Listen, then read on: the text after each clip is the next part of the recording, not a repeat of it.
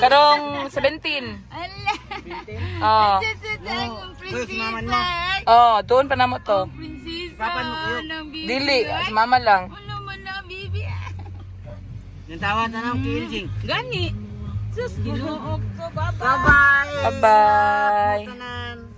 Bye-bye. Hi mga langga! Ngayong araw na ito, kami ay aalis ulit at ang aming destinasyon ngayon ay sa Pearl Farm Samal Beach Resort. Sa biyahe naming ito, ang sasama lang sa amin ay ang mama ni Mike. And as usual, sina mama and papa ko naman ay hindi sasama. Marami silang ginagawa dito sa old house namin dahil kailangan na siyang gibain dahil gagamitin na ng may-ari itong lupa na ito para patayuan ng paupahan. Kami kasi ay nagrerenta lang dito sa lupa, kaya naman kailangan namin gibain itong bahay at tindahan na tinayo namin dito. Nandulang namin ang mama ni Mike tapos dumiretso na kami at nagbiyahe papunta doon sa marina ng Pearl Farm sa may Davao. Ito kasing Pearl Farm Beach Resort ay may sariling port. Although na-access din naman itong resort na to via sa public na port doon sa may Sasa. Pero isa sa nagustuhan ko dito sa Pearl Farm ay itong sarili nilang port. Kung doon kasi tayo dadaan sa Sasa, matatagalan tayo sa biyahe lalo na kung busy days. Whereas kung dito tayo dadaan sa marina nila, ipaparking lang natin yung ating sasakyan dito tapos meron na silang sariling bangka na magdadala sa atin doon sa kanilang resort na nasa tapat lang. Isang oras bago dumating yung kanilang bangka ay kailangan nandito na tayo sa marina para maaga tayo makapag-check-in. Pagkatapos namin makapag-check-in ay tumambay muna kami dito sa kanilang cafe while nag-aantay sa kanilang bangka. At dahil medyo gutom na rin tayo, kakain na lang din tayo dito. Kaso ang available na lang nila na pagkain dito ay dalawang klase ng cake. Kaya yun na lang yung in-order ko tsaka umorder na rin ako ng kape. Meron silang free wifi dito kaya naman makakapag-internet tayo while nag-aantay sa ating pagkain. Sa mga nakafollow na sa akin, unpaman, siguro alam nyo na dito kami kinasal ni Mike noong 2022. Kaya gustong-gusto talaga naming bumalik dito dahil espesyal itong lugar para sa amin. We had an intimate wedding at nasa mga 56 lang yung aming mga invited na guest. Sila lang yung mga pamilya at malalapit na mga kaibigan namin. Congratulations. Let's give them a round of applause.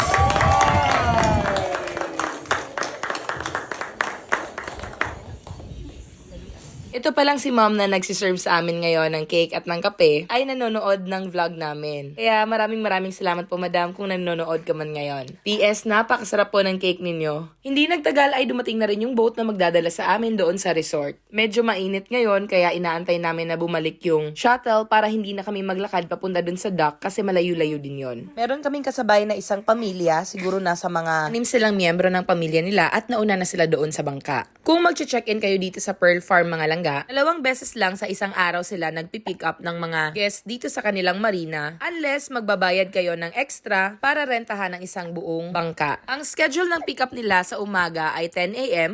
at sa hapon naman ay 2 p.m. Isa rin sa nagustuhan namin dito sa Pearl Farm Resort ay dahil yung mga accommodations nila ay full board na, meaning meron ng breakfast, lunch, and dinner na kasama sa inyong babayaran. Ayun nga at hindi nagtagal ay lumarga na yung aming bangkang sinasakyan. Nasa mga 45 minutes yung biyahe natin. Layo-layo siya mga langga kasi nasa dulo siya ng Samal Island. Pero ayos lang yan kasi mukhang enjoy na enjoy naman yung anak namin. Pagkatapos ng mga 45 minutes, finally nakarating na rin kami dito sa may Malipano Island. Kabilang pa rin siya ng Pearl Farm Beach Resort pero nasa kabilang island lang siya. Nakatulog na si baby kasi para siyang hinihele ng bangka. At yung nakikita nyo ngayon, yan na yung Pearl Farm Beach Resort. Ang kanilang dock ay nandyan sa kanilang parola na napakaganda. Isa sa nagustuhan namin dito sa Pearl Farm mga langga wala siya sa tapat ng Davao. Ibig sabihin, hindi mo makikita galing dito yung mga building doon sa Davao City. Regarding of our facilities here.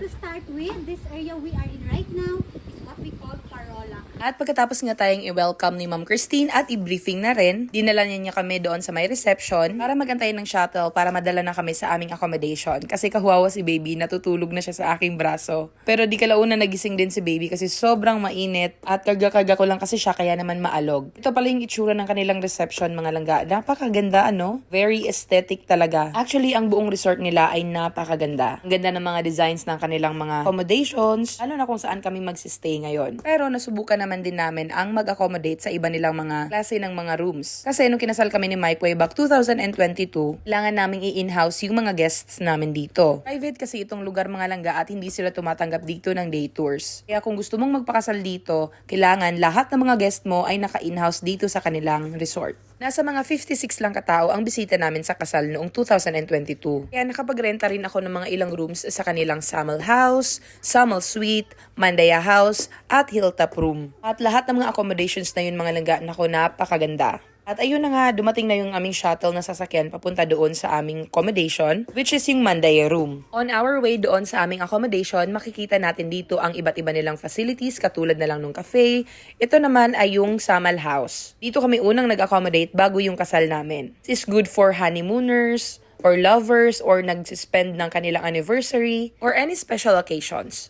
Anyway, ayun, nakarating na nga tayo dito sa ating room at yung room natin ay Mandaya 9. Gustong-gusto ko talaga yung mga aesthetic ng kanilang rooms dito mga langga kasi as you can see naman, para lang siyang bahay kubo, yung social na bahay kubo. Tapos gusto ko rin dito na part magstay kasi meron ditong sariling swimming pool kaya hindi mo na kailangan na pumunta doon sa main resort para maligo ng swimming pool. Pero infinity pool kasi yon kaya maganda din naman doon. Mas private nga lang dito banda. So ayan, binigyan kami ng tour ni Ma'am Christine dito sa aming room. Kung nakikita nyo, malaki yung room mga langga. Kasama namin si Mama dito sa room, kaya naman nag-add kami ng extra bed. Dito sa likuran, nandito ang kanilang shower at toilet. Tapos meron pang outdoor doon na pwede mong ihang yung mga basa mong damit. At dito naman sa harap, yung mga beds. At dahil nanonood din pala si Ma'am Christine sa mga vlogs natin, ayan, at gusto niya magpalitrato, at ako rin ay nagpalitrato din sa kanya. At umalis na si Ma'am Christine pagkatapos niya kaming itour dito sa room. So ngayon mga langga, ako naman ang magbibigay sa inyo ng room tour.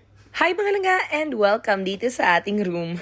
Ganito pala ang itsura sa loob ng Mandaya Suite dito sa Pearl Farm Beach Resort. Pagpasok mo sa pinto, ito ang una mong makikita. Ang napakalaking headboard at ang napakalaking kama. At dahil kasama natin ang mama ni Mike, meron tayong extra bed dito sa room. Hindi na ako nagpa-set up ng crib para kay baby mga langga kasi hindi na naman siya natutulog sa crib. Anyway, meron din sila ditong malaking TV na merong Netflix. Meron din silang unlimited wifi dito mga langga at meron silang mga tubig na pwede mong mainom, may refrigerator. At isa rin ito sa gusto ko dito sa room mga langga. Napakaganda ng kanilang toilet area kasi separated yung shower at separated yung toilet mismo. So, andito sa kanan ko yung kanilang trono or toilet. Tapos, andito naman sa kabila ang kanilang shower. Diba? Napakaganda kasi separated yung dalawa. Tapos, dito naman sa likuran, pwede kayong maghang ng mga damit ninyo. Tapos, dito naman sa loob, side sa kanilang vanity mirror, meron din silang malaking mirror dito na napakaganda. Ayan, Gustong-gusto ko yan kasi sobrang laki. At meron din silang complimentary na prutas na binibigay sa kanilang mga guests. Yun naman yung closet. Tapos, dito rin sa harap, meron silang patio. Masarap tumambay dito pagka umaga at magkape. Kasi ang ganda ng ambience, isipin mo para ka lang nasa jungle with your bahay kubo na sosyal na bahay kubo. So yun yung room tour dito sa Mandaya House mga langga.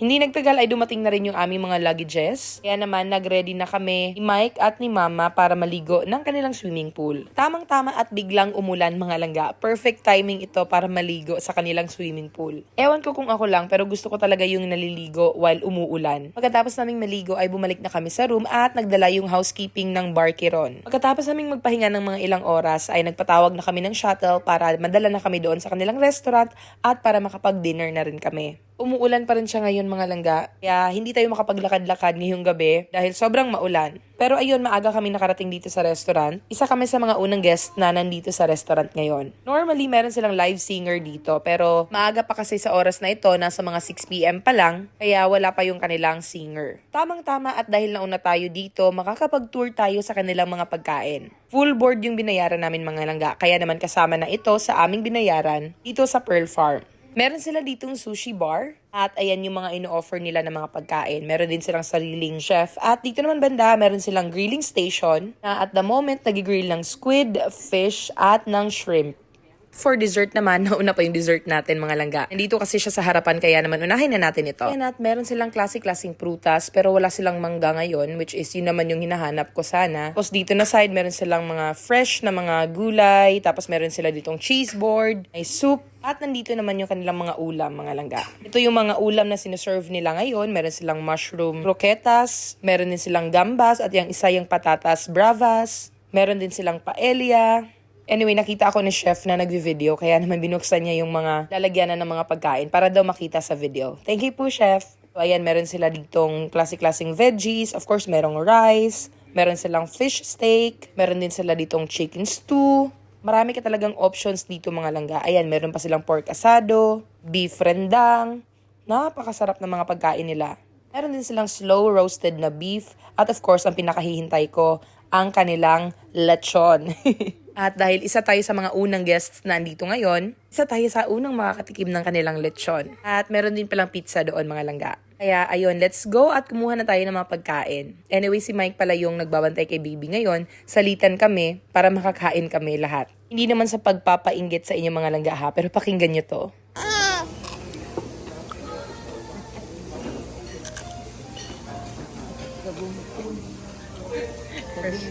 Mother. Oh, sarap.